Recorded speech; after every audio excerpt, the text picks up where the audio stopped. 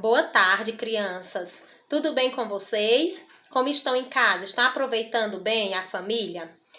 Olha, criança, hoje nós vamos iniciar com a nossa aula de matemática e nós vamos estudar medidas de comprimentos. Quem já ouviu falar sobre as medidas de comprimentos? Que objetos nós utilizamos para fazer essas medidas?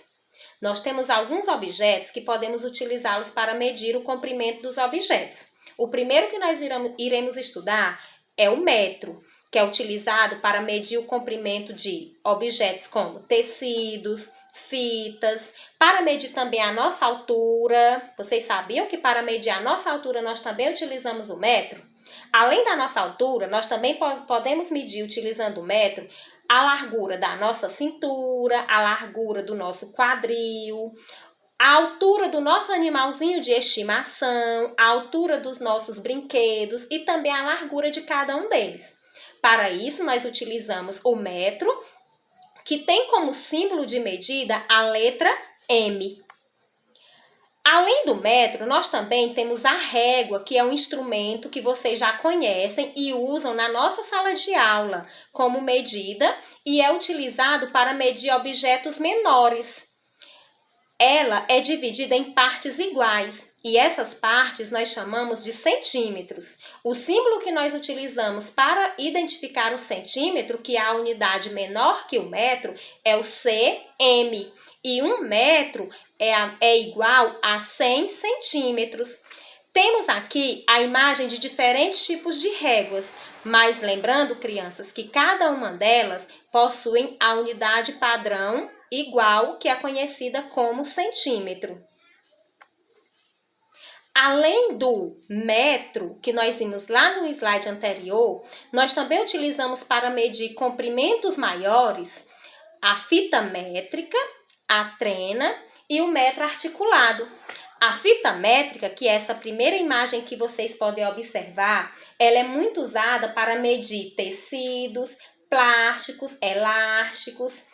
E quem costuma utilizar ela com mais frequência são as costureiras, para tirar a medida da pessoa que vai encomendar a roupa. Então, antes que a costureira corte o tecido, ela mede todo o tecido utilizando a fita métrica e em seguida tira todas as medidas do corpo da pessoa utilizando esse mesmo instrumento. Já a trena é usado pelos pedreiros e marceneiro para medir superfícies curvas e ou planas. Então, quando a mamãe ou o papai ou qualquer outra pessoa quer encomendar para fazer algum tipo de móvel para a nossa casa, eles vão lá no marceneiro. E o marceneiro utiliza a madeira para fazer o móvel e para tirar todas essas medidas, ele utiliza a trena.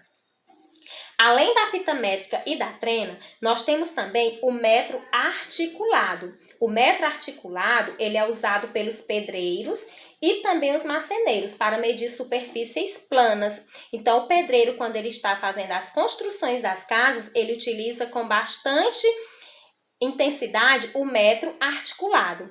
Então, vocês viram, crianças, alguns dos objetos que nós utilizamos para medir comprimentos. Vamos lembrar, nós utilizamos o metro, o centímetro, a fita métrica, a trena e o metro articulado. Lembrando que o símbolo do metro é a letra M e o símbolo do centímetro é o cm e que 1 metro corresponde a 100 centímetros. Essas medidas de comprimento, elas são mais atualizadas, mas antes as pessoas utilizavam partes do nosso corpo para fazer medidas, que eram as polegadas, o palmo, o pé e o passo. Isso era utilizado bem antes da invenção do metro e do centímetro. Só que as medidas não saíam bem adequadas. Por quê?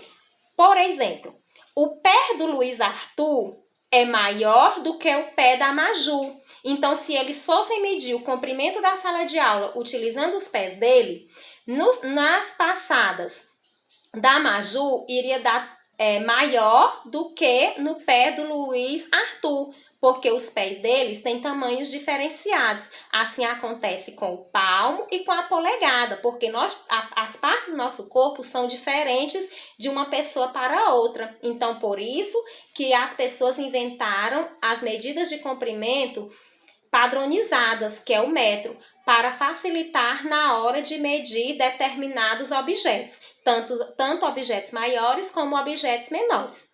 Agora, criança, depois de vocês verem este vídeo, vão para a atividade e respondam todas com muita atenção. Em seguida, coloque aqui no grupo para a tia Carla fazer as correções. Boa tarde!